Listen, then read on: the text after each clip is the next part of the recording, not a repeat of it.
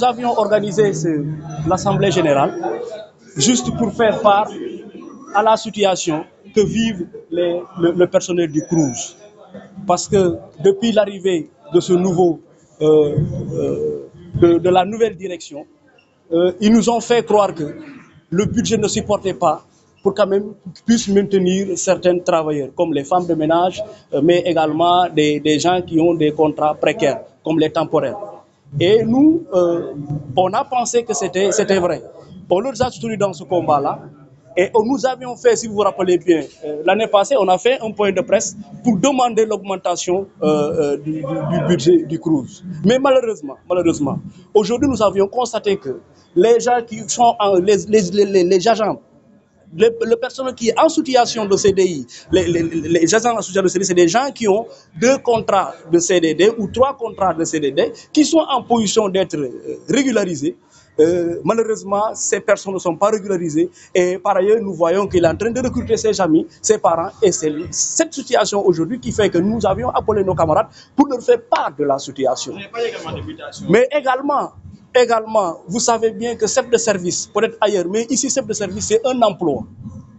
C'est un emploi. Donc, il y a des gens qui sont recrutés en qualité de chef de service. Donc, s'il faut muter ces gens-là, les changer, il faut préalablement discuter avec ces gens-là et pouvoir vraiment quand même échanger avec eux. Au-delà de ça, il y a des mises à disposition. Mises à disposition, ce n'est pas un emploi. Vous prenez un chef de service, son visage ne vous plaît pas, ou ce n'est pas votre parent, vous le mettez à la disposition d'une division, il perd tous ses avantages. Au moment où cette personne a des engagements au niveau de la banque, ça crée une précarité énorme vis-à-vis du personnel. Donc c'est ces situations-là que nous sommes en train de dénoncer. Évidemment, je veux dire que le personnel du CROUS, en termes de social, n'est pas géré depuis l'arrivée de cette direction-là. Parce que la caisse de sécurité sociale et l'IPRES, c'est des choses fondamentales. L'argent, tu cotises au niveau de la caisse de sécurité, on te coupe à la source, mais ils ne versent pas ça. Et les agents qui sont mis à la disposition, peut-être qu'ils comptent sur ces sommes-là pour pouvoir inscrire leurs enfants. Mais malheureusement, il y a 6 mois, on n'a pas perçu. Donc, c'est des situations qu'on est en train de déplorer avec la fermeté. Depuis l'arrivée de la direction-là, parce que des directions se sont succédées ici. Ils ont fait des investissements. Ils ont construit des choses. Mais cette nouvelle direction, ils n'ont pas fait d'investissement.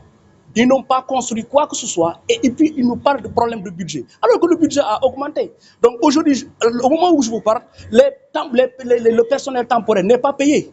Vous imaginez. Nous, en tant que collège du délégué, notre rôle, c'est de porter les revendications, de faire des assemblées générales d'information, de pousser les syndicats, de leur donner la situation de référence pour qu'eux puissent porter le flambeau.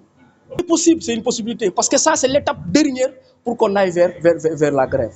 Nous, on a épuisé tout ce que la loi nous a donné. On a vu les inspecteurs, l'inspecteur du travail, il a fait la médiation pour que peut-être la situation puisse changer. Mais jusqu'à présent, rien n'a changé. Aujourd'hui, nous, en tant que délégués, on a épuisé l'étape dernière. L'étape dernière, c'est de faire les assemblées générales d'information et de partager toutes les inquiétudes. Maintenant, le combat est aux mains des syndicats et je pense que d'ici quelques jours, les syndicats vont quand même réagir et vraiment vous donner la suite de la situation.